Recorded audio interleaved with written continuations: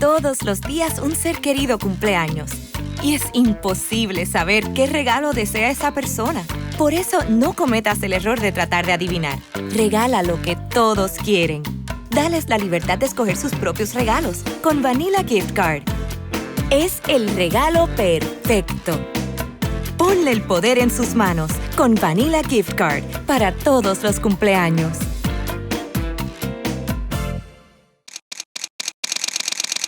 Bienvenidos a Bonita Radio. Esto no es un cuento, esta es la verdad. En breves segundos, la periodista Carmen Enita Acevedo estará con ustedes. Bonita Radio está disponible en Facebook, Instagram, X, Spotify, YouTube, iVoox y iTunes. Agradecemos a nuestros auspiciadores Vanilla Gift Card y Vega Coop, de tu lado siempre. Nuestras transmisiones son viables también gracias al apoyo de ustedes. Pueden enviar sus donativos accediendo a bonitaradio.net. Allí podrán realizar su aportación a través de PayPal o tarjetas de crédito. También pueden acceder a ATH Móvil Negocios y realizar un donativo a Bonita Radio o a Periodismo 21. Pueden enviar un cheque o giro postal a PMB número 284, P.O. Box 194000, San Juan, Puerto Rico 00919-4000. Bonita Radio, esto no es un cuento, esta es la verdad. Con ustedes, la periodista Carmen Enita Acevedo, en directo desde el estudio Roberto el Indio Acevedo. Saludos y buenos días, soy Carmen Enita Acevedo y estamos en Bonita Radio a las 8 y 7 de la mañana para compartir con ustedes las informaciones que tenemos de análisis, sobre todo de lo que está pasando en el mundo más allá de Puerto Rico. El ataque de Israel ayer contra Irán, que dejó a por lo menos su cuerpo más alto en términos militares, muertos por ese bombardeo. El mundo se aproxima a un conflicto que inicia, en este caso, en el Medio Oriente. Vamos a hablar un poco sobre eso y a traerlo a Estados Unidos. Y las imágenes de lo que está haciendo la violencia del presidente Trump y de su administración desde las fuerzas de ley y orden contra los inmigrantes en California, que ayer cobró la detención en medio de una conferencia de prensa de un senador. Y de eso pasamos definitivamente a lo que ocurrió también anoche, que un juez de California, el juez Breyer, le puso un detente al presidente Trump temporalmente con relación a la federalización de la Guardia Nacional en ese estado. En Puerto Rico, lo más que tenemos que destacar del día de hoy, de las últimas 24 horas, es como el panel del fiscal especial independiente perdió su última batalla en contra de Mariana Nogales. Importante destacar cuánto ha invertido en fondos públicos el fiscal especial independiente en pagos a los 3 fiscales que se ensimismaron en este caso. Toda una estructura en contra de una representante de Nuevo Cuño de Victoria Ciudadana, gracias a la postura de Tomás Rivera Chats y de los que regentan esa oficina, algunos de los que no están entre los vivos en este momento, y mantuvieron un procedimiento que le costó mucho al pueblo de Puerto Rico en dinero, pero sobre todo credibilidad a funcionarios como el director de la Oficina de Ética, que fue uno de los testigos que ayer se sentó en esa vista de alzada y que la juez Neribel Durán no le creyó nada y determinó no causa. Y definitivamente tenemos que comentar lo que le contestó la gobernadora Jennifer González Colón al exgobernador Pedro Pierluisi con relación a lo que él entendió es lo que siempre había dicho con relación a la gobernación y el futuro de Luma Energy. Vamos a eso, pero antes vamos a ustedes. Gracias por estar, todos los que están por ahí. Recuerden, pueden ir a través de este chat y pueden donar, gracias a los que lo están haciendo. Gracias por eso, Edgar Gómez Flores. Por ahí hay alguien más que ha donado, pero ya mismo lo digo.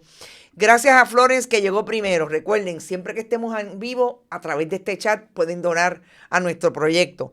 Florence llegó por ahí, como siempre, tempranito. Edgardo Núñez, Efraín Borrero, Sandra Infanzón.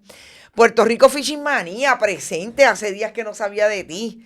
Rosa González, Gales Baratá, Irisita Delgado, Mayra Irene, Nereida Ramos, José Jiménez, Carlos Maldonado, Egui Aguiar. Irving está por ahí también, Ed Méndez, Vivian Rivera, Magdi Camán, Olga Inés Camacho, Marisabel, Luz Díaz de The Winter Garden, Jim Blaster, Aixes Camilo, Nilda Negrón, Bodrogo, Milagro Fontán, Mildred Lozada, Miguel Rivera, Iber Grajales, saludos amiga, que estás por allá por esos estados. Recibí tu mensaje, vamos a hablar un poco de eso, porque cuando veas lo que hizo un sheriff de Florida, es increíble lo que está pasando en Estados Unidos. Maritza Figueroa, Tati, Lourdes Río, Vitita Plumey, hace rato tampoco venías por ahí. Saludos, Berenic, Daniel Ocasio, Carmen Dávila, Nereida Ramos, Vivian Rivera, Nicolasa, Ilka Hernández, Mick Bernie, Víctor López, M. Pastor, Heidi Ramírez, está todo el mundo por ahí tempranito. Madeline Oquendo, gracias por tu aportación. Edgar Gómez, Ivonne Padua, Marisol Sanabria, Rita Guzmán, Sheila Concepción, Malungo, saludos, Don Chelo, Arlene Luciano, mi amiga, estás perdida, Papo Doner, saludos a ti siempre, y a Aida, Orville Velázquez, Arlene Luciano, Gabriel Quiñones, está por ahí, Irving también, que nos dejó alguito, y Edgar Gómez Flores, H. Luis Guadalupe, la nota de Mariana, anoche a las 12 de la noche dije, tengo que dormir, porque si no, no me levanto. Pero ahí está con todos los pelos y señales y ahora vamos a discutir para mí lo más importante. Los protagonistas de ese proceso y cuánto le costó al pueblo de Puerto Rico. Lilian Ferrer desde Chicago, Norma Rivera, todo el mundo, gente, todo el mundo está por ahí, todo el mundo bienvenido y vamos a las informaciones. Yo quiero empezar con el asunto del ataque contra Irán, que dejó a estos dos oficiales de alto rango de Irán muertos en el medio de los bombardeos de Israel. El conflicto en Oriente Medio propone definitivamente una crisis al momento en que estamos con un presidente Donald Trump en Estados Unidos y todo lo que tiene que ver con sus aliados y sus enemigos o los enemigos que ellos han provocado en el nivel mundial. El comandante en jefe de la Guardia Revolucionaria de Irán, el general Hossein Salami, y el jefe del Estado Mayor de las Fuerzas Armadas, Mohammad Bagheri, son las personas muertas de ese país en medio de estos ataques. Yo creo que una de las líneas más importantes para decir hoy es que Estados Unidos tuvo que salir a decir que eso, nosotros no participamos de eso, por lo que pedía el secretario de Estado Marco Rubio, protección para las tropas de Estados Unidos que están en el área. Complejo, definitivamente, porque como muy bien dice Huffington Post, la publicación del New York Times, en un contexto en el que Washington y Teherán están en plena negociación para volver a conseguir un pacto sobre el uso civil de energía nuclear y las capacidades nucleares iraníes, el primer ministro israelí ha justificado argumentando que Irán tenía capacidad para fabricar cerca de una decena de bombas nucleares en poco tiempo. Israel ha golpeado el corazón del programa en la región Natanz. Ese es el problema principal que tiene el mundo hoy y al que se enfrenta Estados Unidos. Que Israel, que no es cualquier amigo de Estados Unidos, es el que recibe las armas con las que está bombardeando todos los lugares que quiere bombardear en el Medio Oriente, sobre todo a Gaza, donde mantiene un genocidio el primer ministro de Israel. Esto definitivamente no son buenas noticias para el mundo. Y hay que estar bien pendiente a este conflicto. Así las cosas, pasemos a lo que me parece que es la violencia que se está generando de una manera institucional desde Estados Unidos, desde el gobierno de Donald Trump. Ayer nosotros trajimos la información de lo que había pasado en horas de la tarde en California, cuando el senador demócrata por el estado de California, Alex Padilla, tuvo una intervención que provocó precisamente que el senador no solamente fuera expulsado de la conferencia de prensa, sino que fue detenido e igualmente detenido, esposado y más tarde dejado en libertad. Lo que hiere a la retina de este caso es precisamente lo que dijo más tarde Alex Padilla cuando se enfrentó a los medios de comunicación. Si esto es con un senador estadounidense,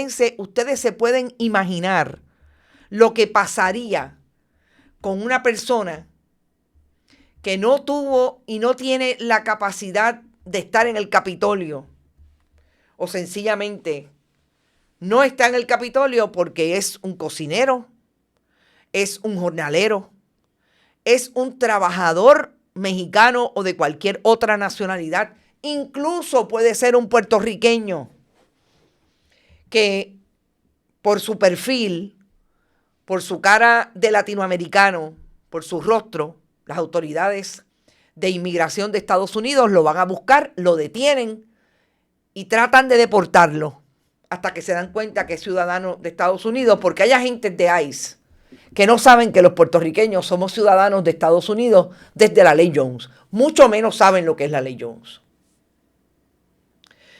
Esto, gente, realmente son malas noticias, no solamente para aquellos que están enfrentando la posible deportación hoy.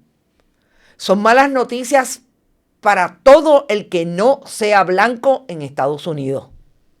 Para todo el que tenga la posibilidad desde aquel prejuicio que lo está mirando el otro, de ser cuestionado y de ser incluso violentado por razón de que sencillamente no tiene el perfil que ese país quiere que en este momento se constituya como un país desde la supremacía blanca. Y mencioné el comentario que me hizo la amiga Ivette, que no está en Puerto Rico, y se confronta con una imagen en una tienda que precisamente habla de lo que estamos tratando de discutir aquí desde que Donald Trump empezó con esta línea de que hay que sacar a todo lo que no sea blanco de Estados Unidos. Y es precisamente que los lugares públicos, los únicos que van ahora a altas horas de la noche o en algún momento porque tienen que ir a comprar algo, son los blancos. Porque aquel que no lo sea tiene miedo a salir. Aquel que está tratando de hacerse de una vida, digamos, de calidad de vida, de tener calidad de vida.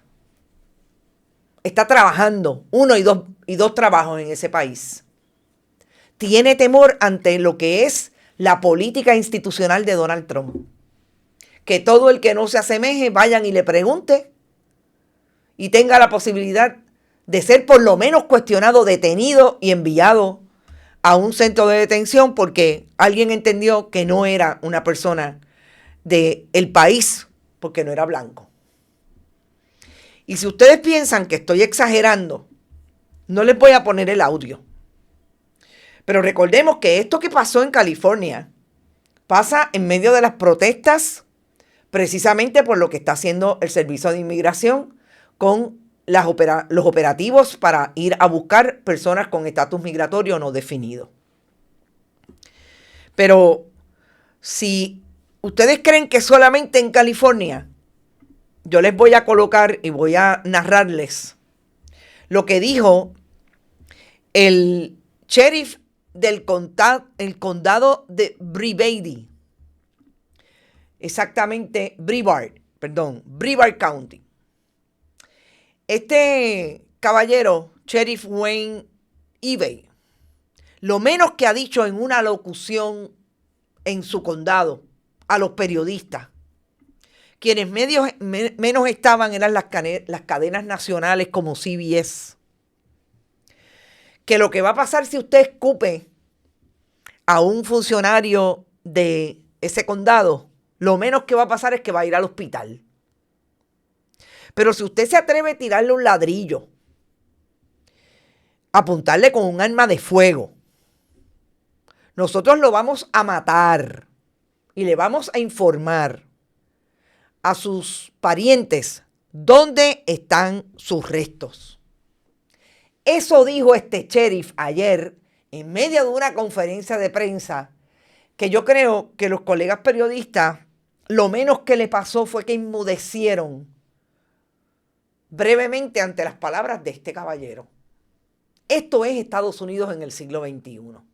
Y yo quiero llamar la atención de esta información porque en el estado de la Florida viven hoy más puertorriqueños que en Nueva York. Y yo no solamente quiero la solidaridad y les tiendo la solidaridad desde aquí. Les planteo que este es momento no solamente de protegerse y proteger a su familia. Este es momento de salir, incluso si pueden, con la copia del pasaporte. Este es momento de mucha solidaridad entre nuestras comunidades. Comunidades que van desde los latinoamericanos hasta los asiáticos que viven en Estados Unidos. No importa de quién se trate. Todo lo diferente, todo lo que no sea blanco en Estados Unidos está siendo sometido a este tipo de alarma, a este tipo de comentarios violentos desde la institucionalidad. Esto no es el vecino que es trumpista. Este es el sheriff del condado de Brevard, donde se encuentra, por ejemplo, el Cayo Cañaveral, donde van miles de turistas. Este es ese país hoy, este es ese estado hoy, este es ese condado. Y yo creo que tenemos que alertar a nuestras comunidades de la diáspora de que estos no son chistes aunque usted sea trumpista. Yo quiero que sepan que usted puede ser trumpista y puede haber votado por Trump y tener la gorra de MAGA. Y si es negro, si es latino, si es indio, lo que sea que no sea blanco, desde esa supremacía, quiero que sepan que están siendo y serán vulnerados con relación a lo que está pasando en Estados Unidos. Nosotros vamos a colocar esta imagen con audio para que ustedes se la compartan al mundo.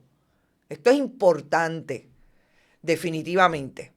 Saludos, Julio Vargas desde San Sebastián. Y no se me puede olvidar que tengo que decir que nuestros amigos del centro y nuestras amigas del centro de la isla siempre nos escuchan a través de la emisora de Utuado, que siempre nos ha repetido y hemos compartido.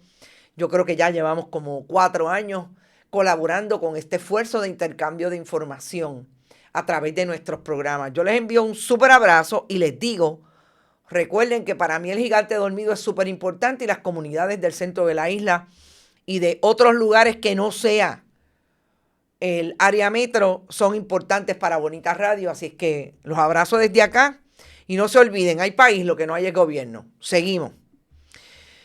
¿Qué pasó también en Estados Unidos? Que me parece que es una nota buena dentro de lo que se puede. Siempre he dicho que los tribunales están sacando la cara en Estados Unidos, incluidos aquellos jueces que han sido nombrados por el presidente Trump o por algún republicano. En este caso, este es un juez demócrata, el juez Breyer. Breyer es el juez que tenía, Charles Breyer, el recurso que radicó el gobernador Newsom del estado de California, ahí con la alcaldesa de Los Ángeles, Bass.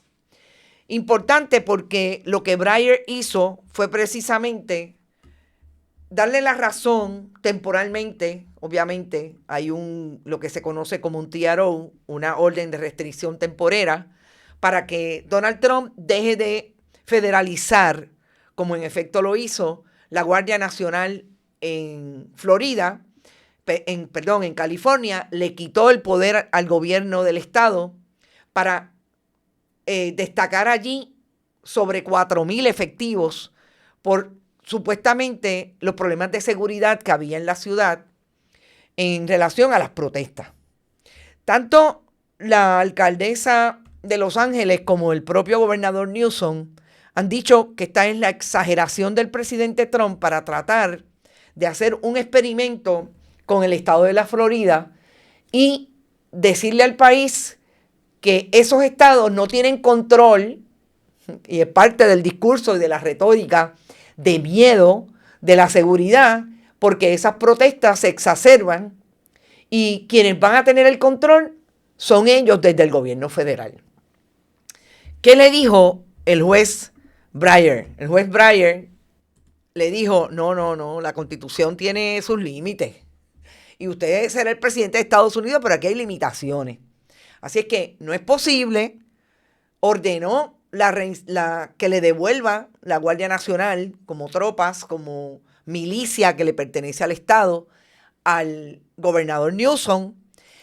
Obviamente, dentro de esa orden temporera le dio la oportunidad, porque parece que obviamente así se lo adelantaron en el tribunal, al Departamento de Justicia que iría por Donald Trump para que pida una apelación del proceso, y hasta hoy, al mediodía, se supone, 3 de la tarde, que fue la hora, él dice noon, pero aparentemente es hasta las 3 de la tarde, le dio hasta las 3 de la tarde al gobierno para que acuda en apelación. Si no, mire, le tiene que devolver las tropas y cero federalización. Hay una vista el 20 de junio a las 10 de la mañana para atender la petición de interdicto en su fondo, y obviamente las partes tienen que hasta ese tiempo tienen hasta el 16 de junio para entonces cada uno emitir las mociones relacionadas al asunto, al caso, y verlas en lo sustantivo el próximo 20 de junio. ¿Qué es lo importante de esto? Obviamente le da un respiro al gobierno del estado de California, pero sobre todo vuelve a decirle al presidente Trump, la Constitución tiene sus límites y usted no puede hacer aquí lo que hacíamos cuando en efecto era una monarquía y nos tuvimos que defender de esa monarquía. Esas son las palabras del juez en sala. Yo creo, y siempre lo he dicho, que son los tribunales los que van a tratar de, hasta donde puedan, y no sean republicanos a ultranza como los 2 jueces que tenemos que tienen ellos, en el Supremo de Estados Unidos. Me creía que estaba en Puerto Rico. Aquí tenemos otro. Clarence Thomas los más conservadores del Tribunal Supremo de Estados Unidos. Pues hay jueces que se están atreviendo, más allá de los demócratas, que tienen una mentalidad mucho más liberal en muchos asuntos. Definitivamente los republicanos también. Y yo creo que es lo que van a tratar y lo que van a tener que hacer los gobernadores. Y a eso tengo que incluir, fíjense qué diferencia, que los gobernadores en Estados Unidos están haciendo lo que tienen que hacer con relación a las órdenes de Donald Trump. No lo está haciendo Jennifer González. Yo creo que eso es súper importante. Porque cada vez que Jennifer González habla, o Tomás Rivera Chats, de que, es que yo no puedo hacer eso porque yo soy una colonia. No. Los estados, que son estados, están retando las órdenes del presidente, porque usted se debe a sus constituyentes. Y si usted cree que lo que está pasando desde el orden federal es una violación de derechos humanos, pues usted recurre al tribunal y le pide al tribunal una intervención, porque el sistema republicano de gobierno establece que el legislativo trae o impone la política pública. Vamos a decir otra vez establece, porque no la impone. Se supone que allí hay diferentes discusiones y delegaciones que se dé por el balance. Así es que si el legislativo establece la política pública, el ejecutivo la implementa, y es el orden de los tribunales y el sistema judicial el que la interpreta. Pues usted, como buena persona que cree en la democracia, usted es gobernadora del país, si usted creyera en efecto que le están violando los derechos humanos, pues usted no le hace total caso y reverencia al presidente Trump, porque esto no es una monarquía, esto es una democracia donde la gente vota por aquellos que quiere que los represente, aunque se equivoque, y finalmente en la misma democracia lo saca antes o después de las elecciones, gobernadora. Porque es interesante que usted dijo el otro día que a usted la tenían que sacar y que se tenían que tomar una pastillita, porque usted como único la sacan es a través de las elecciones. Pues yo no sé si usted lo olvidó, pero este país sacó un gobernador de su partido político, Tomás Ricardo Rosselló Nevares.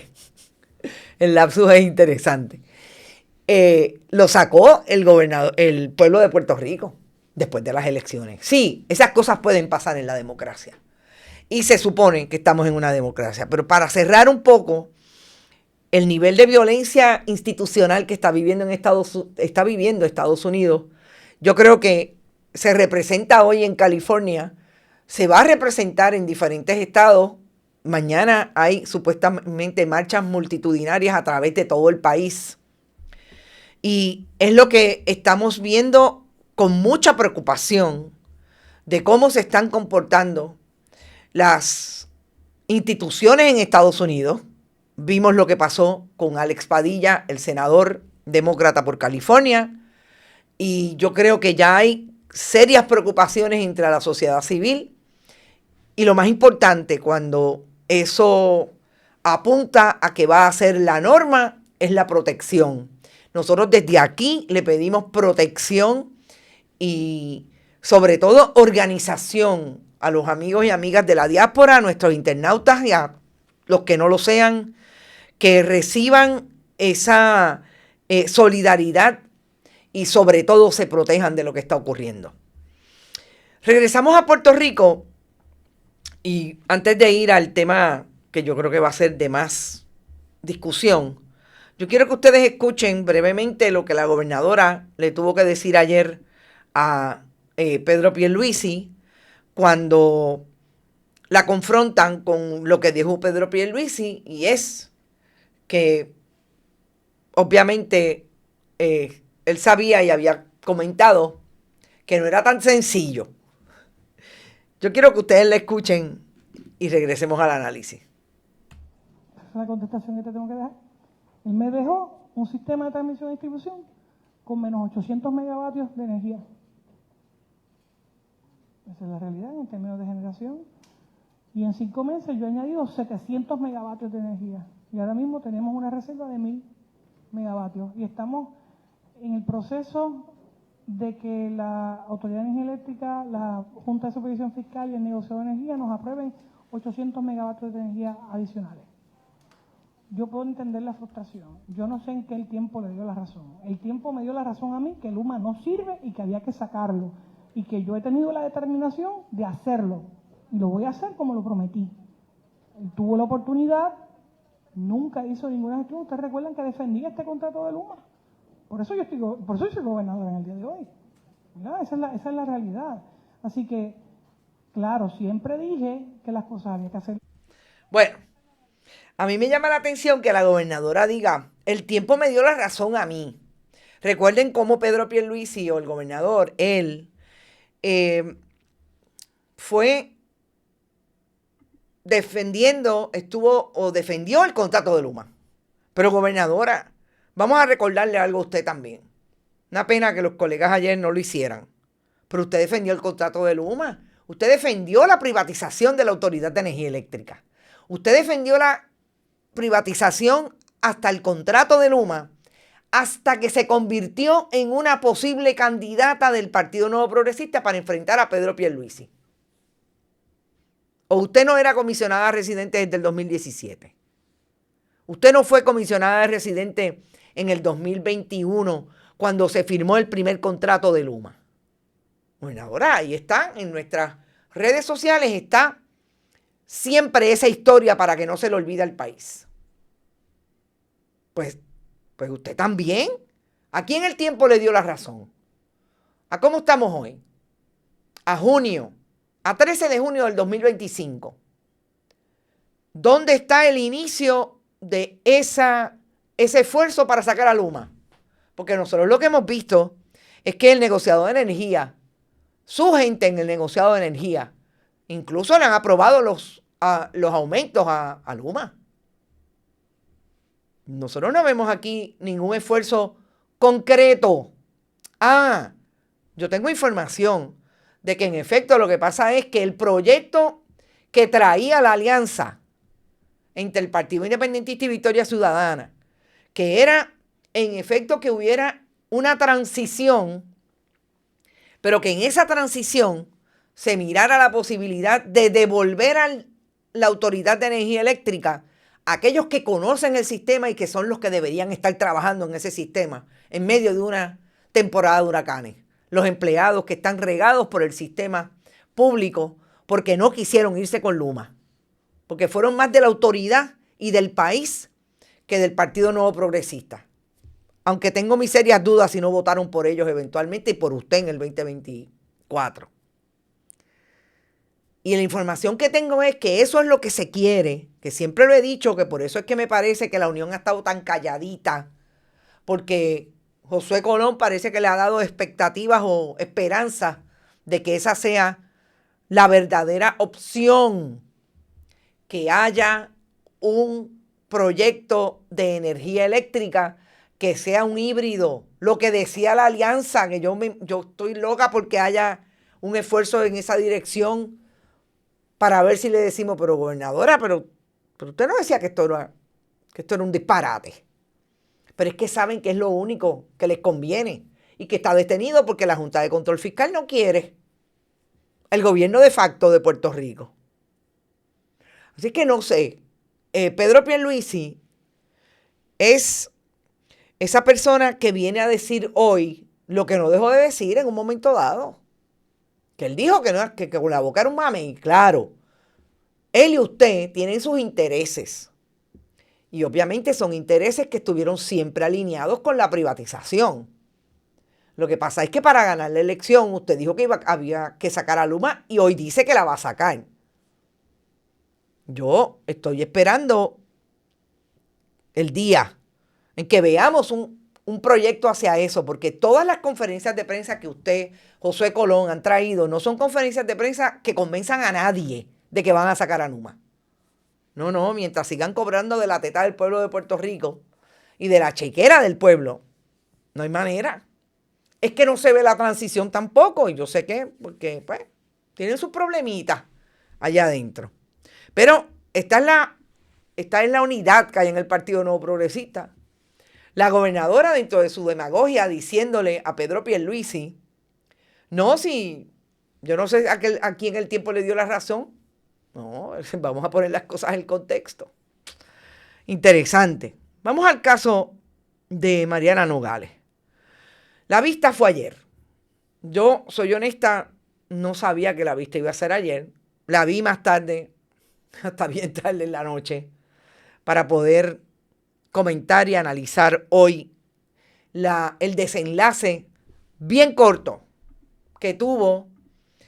Corto en términos de la determinación de la jueza. Fueron un poco más de 4 horas la presentación de evidencia en esta vista en alzada como número 12. No son tantas, pero es que realmente parece que han sido 12. Recordemos y contextualicemos sobre todo que este caso se inició en el 2021 con Tomás Rivera Schatz mandando a sus amiguitos de Notipalma a empezar a hablar de lo que había encontrado la Cámara de Representantes o la Oficina de Ética Gubernamental en uno de los informes, o en el primer informe de Mariana Nogales como representante a la Cámara por Victoria Ciudadana. Que cuando eso ocurre, lo más interesante es que Tomás Rivera Schatz empieza a mover el caso, incluso con la desaparecida muñeca de vamos a decirle, la muñeca, el elemento de propaganda del Partido Nuevo Progresista en una muñeca. Y empezaron a mover la información, obviamente era Tomás Rivera Schatz y compañía, así que todo eso salió a la luz pública. Hubo una determinación del Departamento de Justicia porque llegó una querella de que en efecto se podía asignar un FEI. Y el FEI se asignó en el 2022, en abril del 2022, más específicamente el 11 de abril. Cuando esto ocurre, ustedes saben que los procedimientos ante el FEI, hay una determinación del panel, en aquel momento viva Nidia Coto Vives, que era la presidenta del panel, designan a un fiscal especial independiente y de esa designación surgen extensiones de tiempo. Porque supuestamente en la búsqueda de información y al recibir la prueba que le envió Justicia, ampliaron la investigación. Esa ampliación de investigación incluía, increíblemente, a un departamento de Hacienda y a una oficina de ética gubernamental que se convirtió casi en testigo, y ayer lo confirmamos, en testigo para impulsar la posibilidad de que Mariana Nogales fuera acusada no solamente de casos de ética, sino también de fraude contributivo. Ella y su madre y una corporación en la que ella participaba como agente residente, etc. De lo que fue un informe ético financiero, que no se incluyó una información de su participación o presencia en esa corporación de la que no facturaba ni ganaba nada, pero tenía obviamente que notificar, que le impusieron una multa y la pagó de $5,000 en la Cámara de Representantes. El Partido Nuevo Progresista insistió, sobre todo con la cabeza de Tomás Rivera Schatz, de que el panel del FEI acusara a Mariana Nogales, a su madre, Rita Molinelli, también abogada, y a la corporación. 64 cargos. Todo esto es importante para que veamos entonces cómo el panel del FEI estuvo 3 años litigando un caso que perdió desde el día 1. 64 cargos. Rita Molinelli salió bien temprano y la corporación, y dejaron a Mariana Nogales. Insistían. Yo les voy a poner lo que dijo la jueza cuando determinó no causa, y volvemos al análisis sobre todo quién es quién en esta controversia, quiénes participaron y hasta dónde llegó el panel del FEI en los gastos. Solamente tenemos lo que pagaron en contratos a los fiscales. Esto es sin contar los agentes, porque no tenemos esa información, son empleados del FEI, los elementos que hayan contratado, porque esta gente fueron hasta el Departamento de Hacienda y trajeron como testigo de una de las instancias al exsecretario del Departamento de Hacienda, Manuel Díaz Saldaña, como perito. Han pasado por lo menos 4 jueces y ninguno le creyó a ninguno. Vamos a esto y regresamos al análisis. Este tribunal tuvo oportunidad de examinar minuciosamente toda la prueba, evidencia presentada en el presente caso, así como escuchar detenidamente a los testigos que declararon en la misma. Habiendo hecho un análisis completo y total de toda la evidencia presentada, el tribunal está convencido y determina no causa en el presente caso. Que tengan buenas tardes. El tribunal ordena el desglose de la prueba. Buenas noches, Nelly. Este tribunal tuvo miren, la juez le tomó evidencia presentada minuto y medio decir, para mí lo más importante, después de analizada la prueba y los testimonios de los testigos, esta juez determina no causa.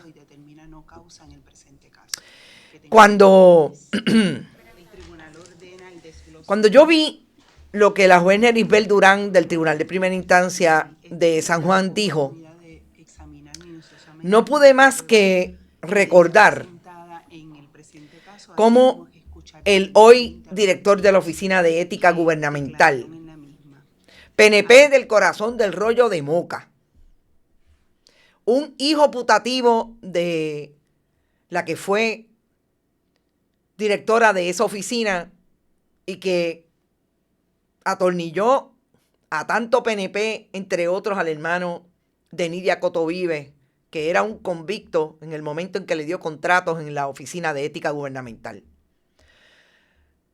Zulma, cuando Luis Pérez Vargas se sienta, no aquí solamente, se sentó y se paró ante medios de comunicación a hablar sobre la pesquisa que tenía la Oficina de Ética Gubernamental contra Mariana Nogales. Porque tenía que contestarle a Mariana Nogales, que le dijo politiquero.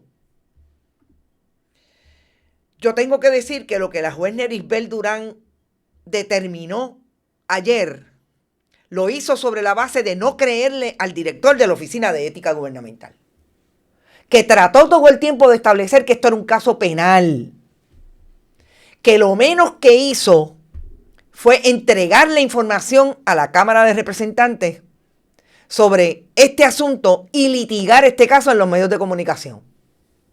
Lo que no hace en el caso de Quique Questel, lo que no hace en el caso de Elías Fernando Sánchez Sifonte, en el caso de ningún PNP, pero en el caso de Mariana Nogales Molinelli, había que salir hasta las últimas consecuencias. ¿Será porque se lo pedía Tomás Rivera Chats? ¿Será que las lealtades de Luis Pérez Vargas en efecto caducan? Pero en el caso del partido no caducan. Porque la lealtad de Luis Pérez Vargas se supone que sea al pueblo de Puerto Rico, no a Tomás Rivera Chats. Y yo creo que es importante establecer que si usted es el único testigo que se sentó ayer para tratar de decir que en efecto ahí había un delito penal de falsedad ideológica, porque usted es el director de la división de la Oficina de Ética Gubernamental, la juez no le creyó, sencillamente.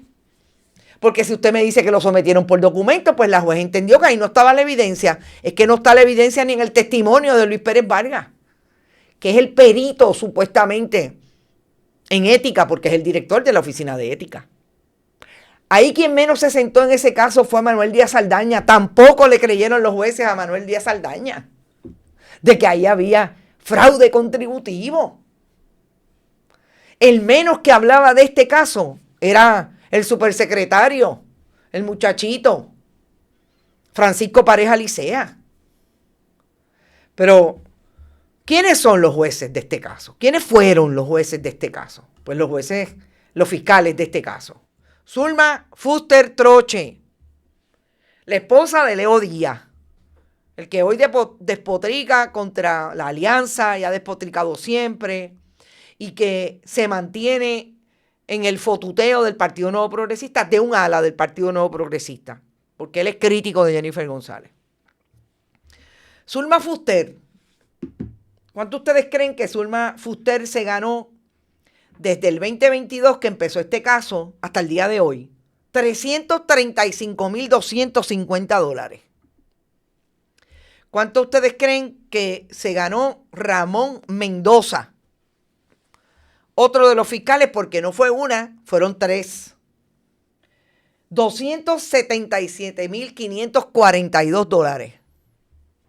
Y la fiscal Leticia Pavón, $298,722.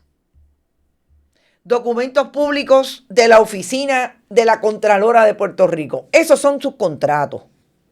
¿A cuánto asciende eso? A $900,514. Cerca de $1 millón para insistir en que de 64 cargos se quedaran 2 que fueron al Tribunal Supremo. Fueron al Tribunal Supremo que acogió la causa en medio de la elección general para no decidir y así afectar la elección general contra Mariana Nogales. Porque el contubernio viene de todos lados. Viene del Ejecutivo, desde la oficina del secretario del Departamento de Justicia entonces, Domingo Emanueli. Viene desde la oficina del FEI, que entonces era dirigida por Nidia Coto Vives, y allí está también Igris Rivera y otros PNP del corazón del rollo. Viene desde el legislativo, no olvidemos a Tomás Rivera Chats y a todos los que le hicieron eco en los medios de comunicación tradicionales porque son fotutos del Partido Nuevo Progresista. Sale del legislativo, pasa por el ejecutivo, pasa entonces al Poder Judicial con Eric Korthoff y compañía, el presidente del caucus del PNP, en el Tribunal Supremo. Y se supone que el país entienda que en este país hay justicia y que son mejor gobierno cuando ellos gobiernan. Como dice Tomás Rivera Chats. Se supone que Puerto Rico entienda que fueron súper bien gastados e invertidos ese $1 millón para irse en contra de una representante que le estaba pisando los talones, sobre todo en materia de lo que tiene que ver con los recursos naturales y la defensa de las costas, para que haya gente que se atreve a cuestionar el trabajo que hacía Mariana Nogales allí. Se supone que el país entienda que esto no fue un contubernio de las 3 ramas de gobierno, lideradas por el Partido Nuevo Progresista. Si esto no es la dictadura, entonces pues tendremos que vernos que nos maten en la calle. Y por eso es tan importante ir desde esa violencia institucional que ahora es hasta física en Estados Unidos, a lo que está ocurriendo en Puerto Rico, que se puede convertir en una violencia física. Porque si esto es con las instituciones, si esto es lo que quieren hacer precisamente eliminando la capacidad de que el país tenga información, empezamos por ahí. 3 proyectos hay para eliminar la capacidad de la gente de pedir información, incluidos los periodistas, para que no lo fiscalicemos. Hasta este nivel de atreverse a utilizar el sistema y pagar con fondos públicos para atropellar a una persona que ya ha salido bien desde el día 1, imagínense de lo que son capaces. Y nunca voy a olvidar, lo siento por sus deudos, al Cerro Maravilla y a Carlos Romero Barceló, uno de los héroes de Tomás Rivera Chats y Jennifer González. Hasta eso llegaron. Y eso es lo problemático cuando vemos cómo se empecinan contra personas que no piensan como ellos.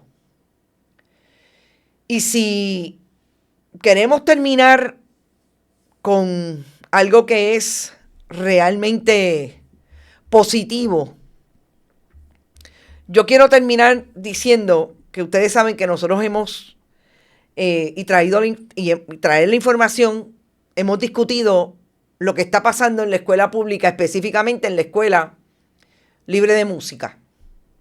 Y me voy al atropello y a la institucionalidad de lo que puede hacer el Departamento de Educación contra maestros que estuvieron por lo menos los últimos 17 años trabajando el esfuerzo musical por la mañana, y de buenas a primeras porque a alguien se le ocurrió intervenir en el convenio de los maestros de la Escuela Libre de Música. Se sentó con el secretario, Melissa Santana, la jefa hoy del Instituto de Cultura y de la Corporación de Artes Musicales, y le dijo, hay que cambiar a esos maestros por la tarde porque es que mis muchachos de la Sinfónica tienen que ir a ensayar por la mañana. Eso es violencia institucional. Pero lamentablemente por Melissa Santana y por el secretario de Educación ya hay una querella. Y es una querella en el procedimiento administrativo de la Asociación de Maestros contra, obviamente, la directora de la escuela, que fue la que le notificó a los maestros del orden musical que el secretario había decidido que las clases musicales iban a ser por la tarde, porque había que darle oportunidad a los 6 profesores que están en la Sinfónica de que se queden con 2 trabajos, se van a ganar, el menos que se va a ganar son $70,000 en la Sinfónica, que me parece bien, eso no está cuestionado aquí. Y también quiere tener el trabajo en la libre. No importa que sus compañeros de trabajo no tengan segundos trabajos porque se los mata el cambio de horario. Pero lo interesante e importante de esto es que ustedes recordarán que en medio de toda esa violencia institucional del Departamento de Educación, poco pensado, disparado de la baqueta de parte de Eliezer Ramos Párez, uno de los componentes del sistema educativo académico de la escuela, les pareció tan bien que ellos que estaban por la tarde ahora fueran a trabajar por la mañana. Claro, ellos pensaban que la organización escolar era hasta las 12:30. No. Se dispararon en el pie. Porque así es, fueron por la nana y salieron trasquilados. La organización escolar nueva es de 7:30 a 2:30. Entonces ahora están pidiendo cacao los maestros académicos. Pues entonces, yo no sé en lo que va a parar. Obviamente la querella es importante porque siempre hemos dicho que el planteamiento de los unionados es que esto interviene indebidamente en el taller de trabajo y en su convenio colectivo. Y es una intervención ilegal, tienen que empezar por el orden administrativo y después llegarán a los tribunales si no lo resuelven administrativamente.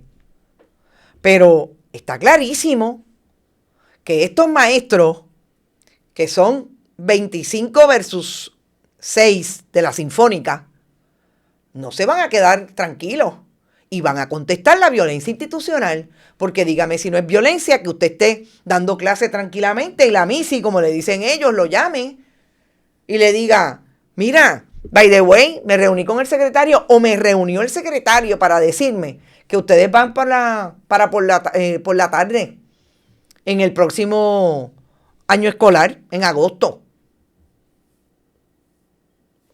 ¿Por qué? Porque llegó Melissa Santana con instrucciones de alguien. Estoy loca por saber si alguien me puede decir con quién fue Melissa Santana a esa reunión o con la orden de quién. A decirle al secretario que tenía que cambiar el horario.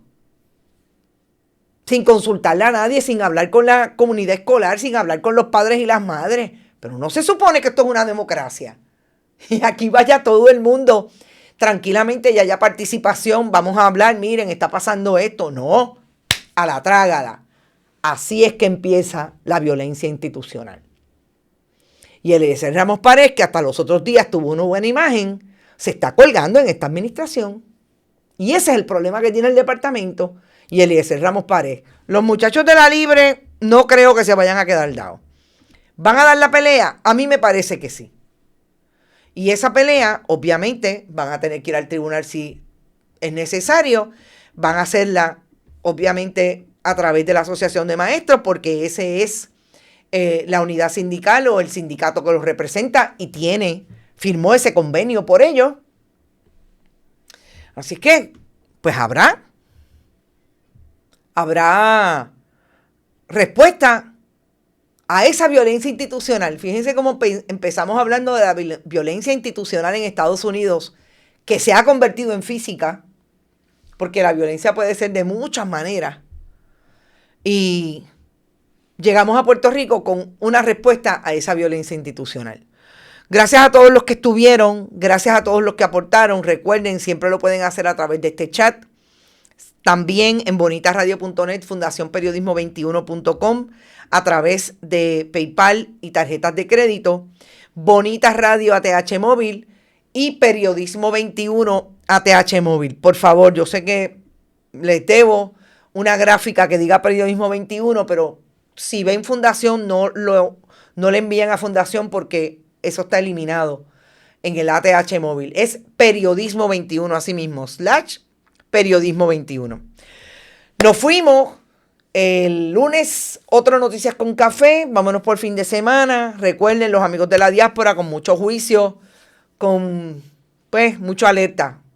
Yo sé que no es bueno necesariamente vivir todo el tiempo en alerta, pero si usted está en Estados Unidos, recuerde que la cosa se pone difícil. Si está en California, sobre todo, yo creo que lo más sabio es siempre andar con una identificación no solamente ese Real ID, como dice la gobernadora, que nos hace ciudadanos americanos, yo no entiendo nada.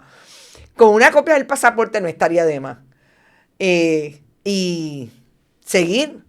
Nosotros vamos a estar aquí haciendo el periodismo que queremos hacer. Así que traten de descansar en el fin de semana. Siempre tenemos informaciones y más contenido. No se olviden de Rodrigo Otero Goico, que está a las 12 en el almuerzo deportivo. Y nos vemos el lunes. Que la pasen súper bien este fin de semana. Hasta entonces.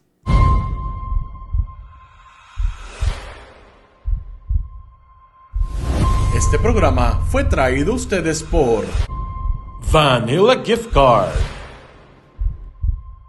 No olvide que puedes realizar sus donaciones a través de ATH Móvil en la sección de negocios como Fundación Periodismo 21. O puede acceder a nuestra página de internet bonitaradio.net y donar a través de PayPal o tarjetas de crédito. También puede enviar cheques o giros postales a nombre de la Fundación Periodismo Siglo XXI, PMB 284, P.O. Box 194000, San Juan, Puerto Rico 00919-4000. Bonita Radio, esto no es un cuento, esta es la verdad.